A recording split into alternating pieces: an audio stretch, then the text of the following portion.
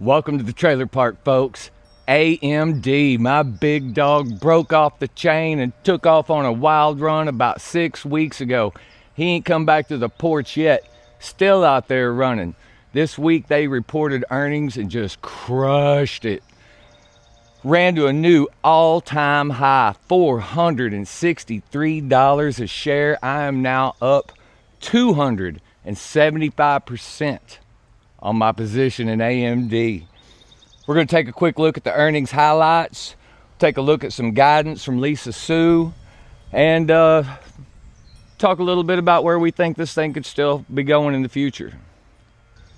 You can't ask much more from a company than this. Revenue was up 38% year over year. Earnings per share up 43% year over year.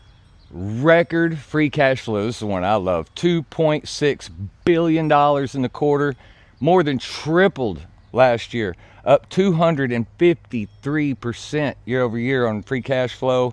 And then what all the analysts were waiting to see, how the data center revenue was going to build, up 57%. They crushed it. So what did I tell y'all last week? Came in, I said that AMD would crush their earnings, that they turn in a killer earnings report, and that Lisa Su would do what she always does, which is sandbag the guidance. Wall Street would have a negative reaction, we'd have a little bit of a sell-off, and then I'd be able to swoop in and scoop up some more shares of AMD. That was the plan. That's what I thought. That's not what happened. They did turn in a killer earnings report, just like I said. But everybody was amazed. Lisa Su did not sandbag her guidance. She projects revenue up 46% next quarter. 46% year over year. And a 9% increase just from quarter one. So these great numbers that they had this quarter, they're expecting a 9% increase next quarter over those numbers. So CPU revenue, she says, is going to go up 70% year over year, mostly driven by those data centers. So I was amazed. Lisa Su didn't sandbag. Wall Street reacted the way you would hope that they would, and buying commenced. And this stock, I mean, it's already been on a run. We've seen it week after week after week. It's 10% one week, 14% another week, 17% another week. I mean, just gaining. But man, this was just crazy what happened the other day. What, they ran like 20% in one day after that earnings report. I couldn't believe it.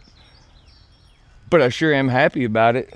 But it made me wonder, can a leopard really change its spots?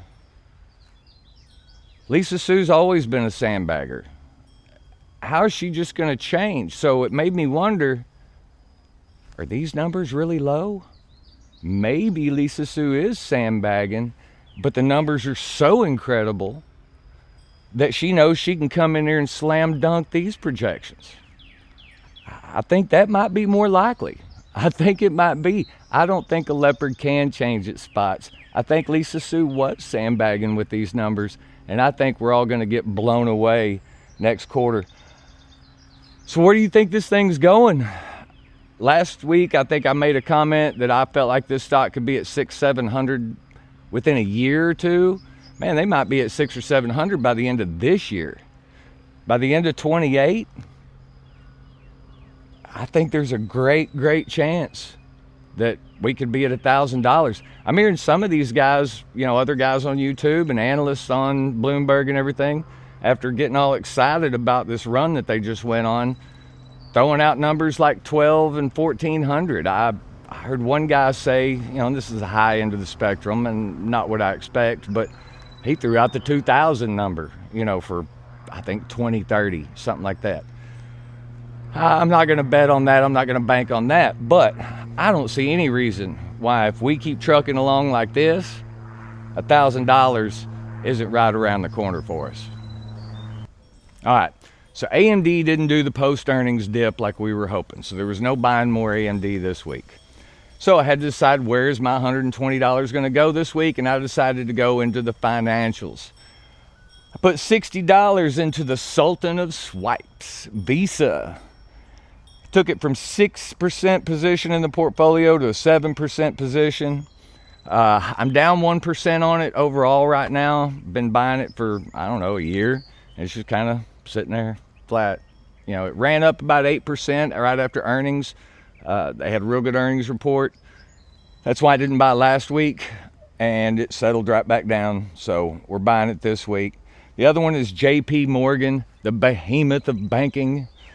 Another $60 went there. That took them also from 6% to 7% of the portfolio. I'm wanting to get both of them at about 7.5% weighting. It's kind of what I got in my head as an ideal position for both of these. Sitting flat as I can be on JP Morgan right now, 0%. I'm not up or down. It's just another flat stock. But I really believe that, you know, they're not going anywhere. They're going to keep growing. And I think AI is actually going to be a big push for them. I think it'll help them get a lot more efficient. And hopefully the multiples will start raising up as that efficiency comes into place, and we'll start getting higher multiples for these guys and push that stock price on up. Well, all right, if you're still with me, thank you so much. You are truly part of the Trailer Park family. So let's take a look at how we're doing in the portfolio. Here we go with the gravel road gains. This week, we made a big jump this week. This is a good week. AMD really carried us. We had some other stocks that performed well, but nothing that really ran big or hard. I think the only other one that really had a good showing was my new position in the mobile home moneymaker, LEGH, Legacy Homes, right here in Texas. They reported earnings. I guess it was their first beat on EPS in about 3 quarters. So that was really good, and they did run about 7% this week. So hell yeah.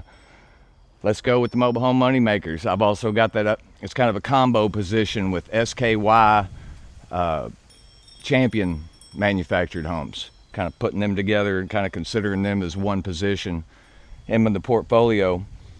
So that, together with AMD and a few others that, you know, SPMO had another great week this week. That got us up to $6,915. We're up 5% year to date now. Let's go. Up 313 real live American dollars. Well, that's all I got for you this week, folks. Remember, we may never get rich at this, but there's nothing wrong with trying to get a little bit more than what you got. We'll see y'all next week here at the Trailer Park.